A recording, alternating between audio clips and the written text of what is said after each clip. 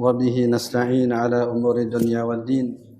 الصلاة والسلام على أشرف الأنبياء والمرسلين سيدنا ومولانا محمد وعلى آله وصحبه أجمعين وبعد. Ma'asyiral muslimin, hadirin, para asatiz, para hujjah, jamaah dimuliakan Allah. Alhamdulillah wa syukurillah, kita ditakdirkan Allah Subhanahu wa taala di malam yang mulia ini laksanakan kewajiban demi kewajiban kita kepada Allah Subhanahu wa taala. Dan mudah-mudahan semua amal ibadah kita diterima oleh Allah Subhanahu wa taala. Amin ya rabbal alamin. Hadirin jamaah dimuliakan Allah. Pada malam hari ini bertepatan dengan malam Lailatul Nisfi min Sya'ban. Dahulu Sayyidina Abdullah bin Abbas radhiyallahu taala anhuma, salah seorang sahabat Nabi sallallahu alaihi wasallam, di antara yang mengisytiharkan, mempopulerkan apa yang disebut dengan at-ta'rif. At-ta'rif adalah menghidupkan hari yang bertepatan dengan hari Arafah, di mana kaum muslimin ketika itu sedang wukuf di padang Arafah, maka beliau yang ketika itu tidak sedang ada di padang Arafah, beliau ada di Taif. Beliau menghidupkan hari itu dengan ibadah, karena beliau berkeyakinan bahwa kemuliaan hari Arafah bukan semata berkaitan dengan tempat, tapi berkaitan dengan waktu. Bertepatan dengan tanggal 9 Zulhijjah yang adalah hari Arafah, maka sebagaimana kawan-kawan kita, saudara-saudara kita yang sedang wukuf di padang Arafah, mempopulerkan doa-doa, bacaan-bacaan, ibadah-ibadah tertentu di hari Arafah, maka yang tidak sedang berada di padang Arafah pun masih disunnahkan untuk menghidupkan hari Arafah, karena bertepatan dengan saat itu kita melaksanakan puasa hari Arafah. Begitulah juga dengan Lailatul Nisfi min Sya'ban, diinisiasi oleh seorang ulama tabi'in bernama Khalid ibn Ma'dan dari negeri Syam. Beliau di antara yang mengisytiharkan menghidupkan nisfu Sya'ban berjamaah di masjid, setelah sebelumnya dilakukan secara pribadi-pribadi di rumah masing-masing.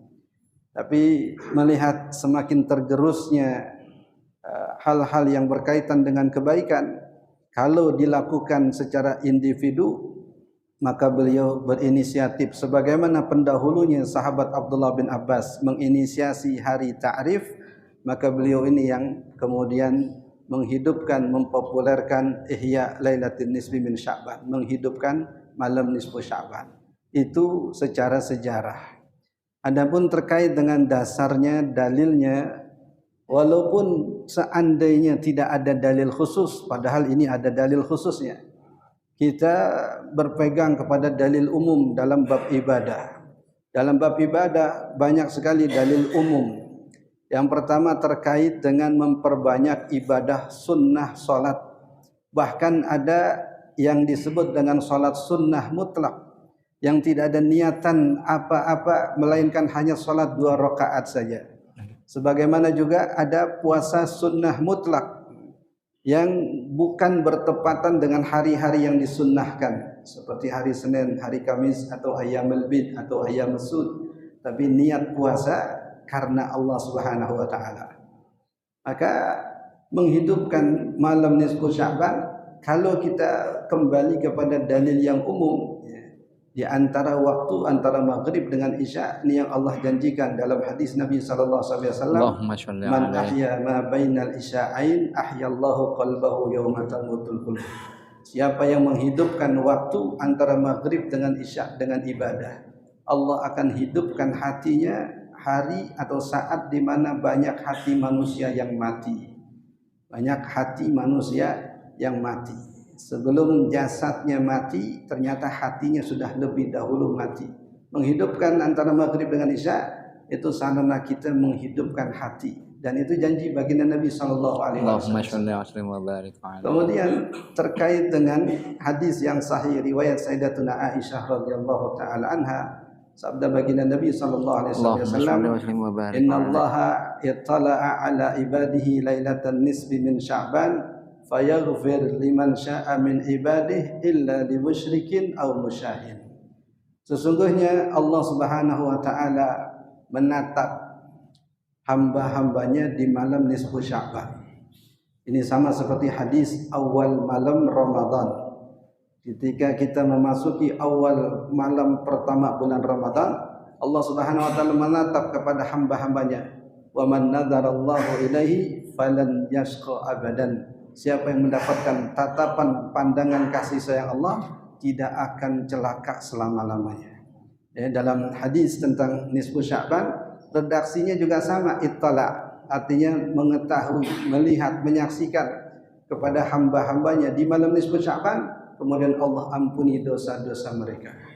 Kecuali yang dikecualikan oleh Nabi SAW, orang yang menyekutukan Allah, kemudian yang kedua, orang yang menyimpan dendam kepada saudaranya, orang yang menyimpan permusuhan dengan saudaranya, illa li musyrikin aw musyahid.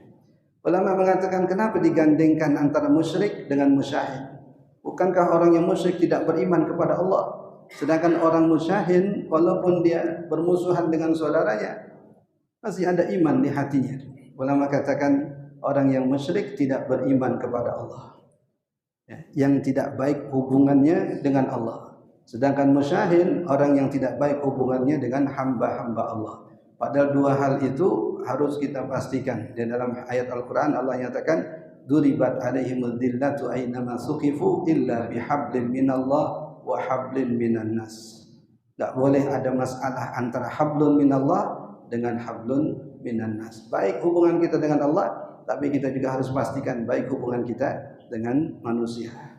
Adapun salat sunnah yang kita lakukan, ada dalil khusus dalam hadis Nabi SAW tentang keutamaan salat sunnah di antara maghrib dengan isya, yang Nabi istilahkan dengan salat al-awwabin, salat orang-orang yang senantiasa kembali kepada Allah. Orang-orang yang tawabin ini didahului dengan dosa, tapi awabin walaupun tidak melakukan dosa atau tidak sedang melakukan dosa, tapi dia tetap kembali kepada Allah, dia tetap ingat kepada Allah. Orang-orang ini digelari dengan al-awabin, orang yang salat 6 rakaat di antara maghrib dengan isya, 2 rakaat, 2 rakaat, 2 rakaat, yang itu adalah salat al-awabin. Riwayat lain sampai 20 rakaat yang Nabi SAW janjikan Allah bangunkan untuknya istana di dalam surga. Nah, dan ini kita niatkan apa yang kita amalkan pada malam hari ini bentuk daripada tawassul dengan amal saleh yang disepakati oleh semua ulama. Sebelum kita berdoa kepada Allah, kita melakukan aktivitas kebaikan. Ada yang bersedekah, setelah sedekah kemudian dia berdoa. Ada yang baca Al-Quran, setelah baca Al-Quran kemudian dia berdoa. Ada yang salat hajat, salat sunnah, salat taubat, salat apapun yang setelah salat-salat itu kemudian dia berdoa kepada Allah. Ini bahagian dari tawassul dengan amal saleh yang disepakati oleh semua ulama. Adapun kenapa kita melakukannya di malam hari ini, kita tidak mengkhususkan, karena bukan saja malam ini kita beribadah kepada Allah, di malam-malam lain pun kita beribadah. Tapi kadang ada momen, ada kemudahan lebih yang Allah berikan kepada malam-malam tertentu, yang kita memanfaatkan momen itu untuk memulai atau niat memulai kebaikan.